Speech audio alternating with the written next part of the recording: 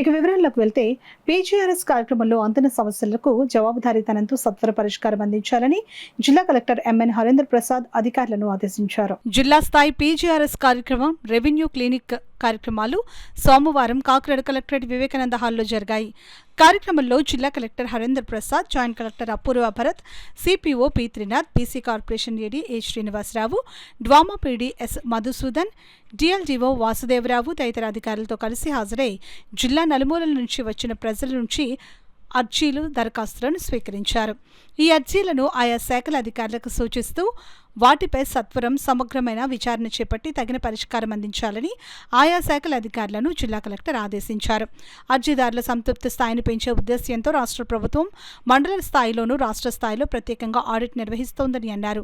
ఈ నేపథ్యంలో పీజీఆర్ఎస్ కార్యక్రమంలో అందిన అర్జీలను సంబంధిత శాఖల అధికారులు క్షుణ్ణంగా పరిశీలించి తగిన పరిష్కారాలు ఇవ్వాలని ఆయన తెలిపారు. అర్జీలు పరిష్కార పురోగతిని ఎప్పటికప్పుడు ఆన్లైన్లో నమోదు చేయాలని జిల్లా కలెక్టర్ సూచించారు.